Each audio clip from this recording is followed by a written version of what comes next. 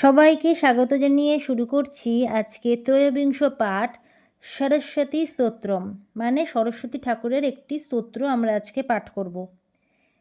শ্বেত পদ্মাসনা দেবী শ্বেত পুষ্পোপশোভিতা, শ্বেতাম্বরধরা নিত্যা শ্বেত গন্ধানুলেপনা, শ্বেতাক্ষসূত্রহস্তা চ শ্বেত চন্দনচর্চিতা, শ্বেতবীণাধরা শুভ্রা শ্বেতালঙ্কারভূষিতা, বন্দিতা সিদ্ধগন্ধর্বৈরর্চিতা সুরদানবৈঃ পূজিতা মুনিভিঃ সর্বৈঃ ঋষিভিঃ স্তূয়তে সদা। স্তোত্রেণানেন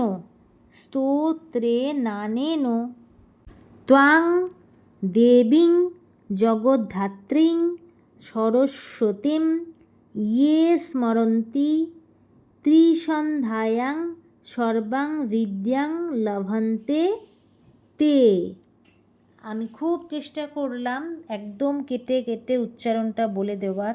তারপরেও কারো যদি উচ্চারণে কোনো সমস্যা থাকে আমাকে কমেন্ট করতে পারো, আর এটার বাংলাটা আমি এবার তোমাদেরকে বলে দিচ্ছি। শ্বেত পদ্মাসনা মানে সাদা পদ্মফুলের ওপর দেবী, অর্থাৎ বুঝতেই পারছো সরস্বতী দেবীর কথাই বলা হচ্ছে এখানে, শ্বেত পুষ্পের ওপরে বসে আছেন, মানে সাদা পুষ্পের ওপর বসে শোভা পাচ্ছেন, শোভিতা। তো সেই যে শ্বেত পদ্মাসনা, যেটা শ্বেত পদ্মফুল যেটা, সেটাই শ্বেত পুষ্প, তার উপরে উনি বসে রয়েছেন। তারপরে শ্বেতাম্বরধরা মানে শ্বেত বসনে তিনি ভূষিতা। শ্বেত বসন মানে হচ্ছে সাদা রঙের বসন, অর্থাৎ বস্ত্র, সাদা রঙের শাড়ি, যেটা তোমরা দেখতে পাও স্কুলে কলেজে। তো সাদা শাড়ি পরেই আমরা সাধারণত দেখতে পাই সরস্বতী ঠাকুরকে সব জায়গায়। তাহলে শ্বেত বসন এখানে বলছে, অর্থাৎ বস্ত্র, সেই রকম একটা বস্ত্র পরে তিনি বিরাজ করছেন। নিত্যা শ্বেত গন্ধানুলেপনা, তাহলে উনি শ্বেত গন্ধর অনুলেপন, যেমন তিনি বস্ত্র পরেছেন তেমন শ্বেত গন্ধেরও অনুলেপন নিয়ে উনি বসে আছেন। শ্বেতাক্ষ সূত্রহস্তা, তার মানে সাদা রঙের রুদ্রাক্ষের মালা তার হাতে।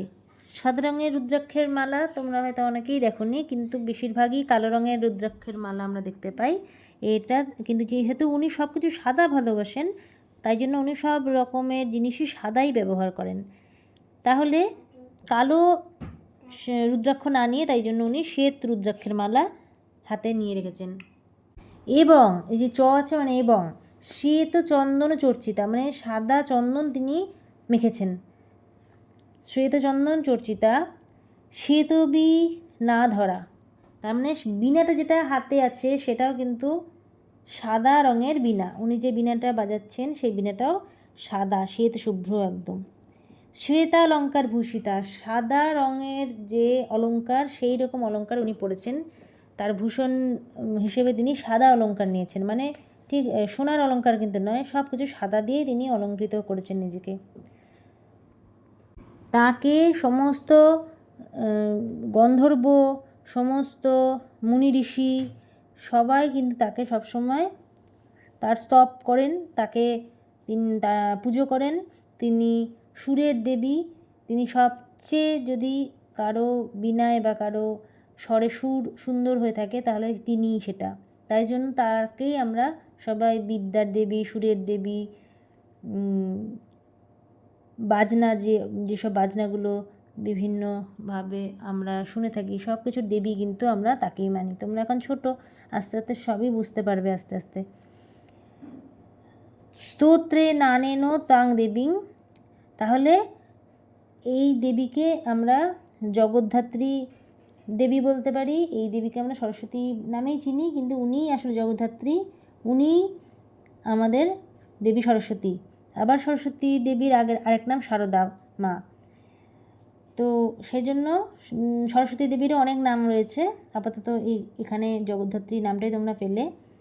আর ইয়ে স্মরন্তি ত্রিসন্ধ্যায়াং সর্বাং বিদ্যাং লভন্তেতে, মানে এই যে স্তোত্রটা, অর্থাৎ এই সরস্বতী দেবীর স্তোত্রটা বা সরস্বতী দেবীর নামটাও তোমরা তখন স্তোত্র হিসেবেই সবটা বলতে পারবে না, কিন্তু তোমরা এই নামও যদি ত্রিসন্ধ্যায় বলো, যে ত্রিসন্ধ্যায়াম মানে হচ্ছে 3 সন্ধ্যায়, 3 সন্ধ্যা বলতে এখানে যখন সূর্য অস্ত যায় সন্ধ্যাবেলা হয় সেই সন্ধ্যার কথা ঠিক বলা হয়নি, এখানে 3টে সন্ধ্যা বলতে 3টি সময়, অর্থাৎ পূর্বাহ্ন, মধ্যাহ্ন, অপরাহ্ন, দেখো নিচে লেখাও রয়েছে সেটা। পূর্বাহ্ন মানে দুপুরবেলাতে, যেটা মধ্যাহ্ন মানে অন্যের ঠিক আগে, দুপুর যখন শুরু হচ্ছে সেই টাইমটায়। মধ্যাহ্ন মানে একদমই দুপুরবেলা, আর অপরাহ্ন মানে সন্ধ্যাবেলা, এই 3টে বেলায় অর্থাৎ সকাল দুপুর সন্ধ্যাতে তোমরা যদি তার নাম, তার স্তব, তার স্তোত্র এইসব যদি স্মরণ করো, তাহলে বিদ্যা লাভ আরও সহজ হবে।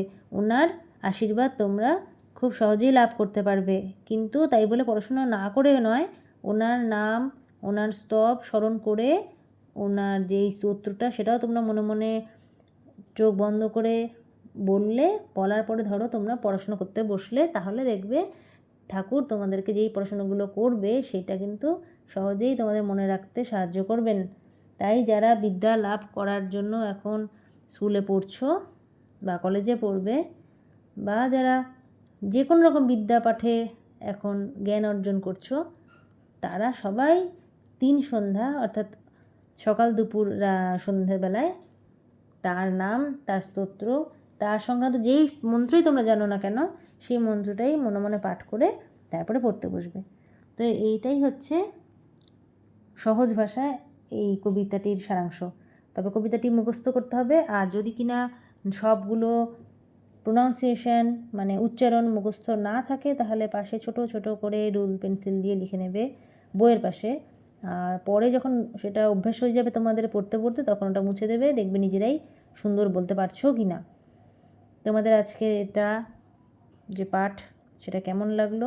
ভালো লাগলো অবশ্যই লাইক, কমেন্ট, শেয়ার করতে ভুলবে না, কারণ পরবর্তী পাঠ আবার আমি খুব তাড়াতাড়ি শুরু করব, যেটা হচ্ছে নীতিরত্নাবলী।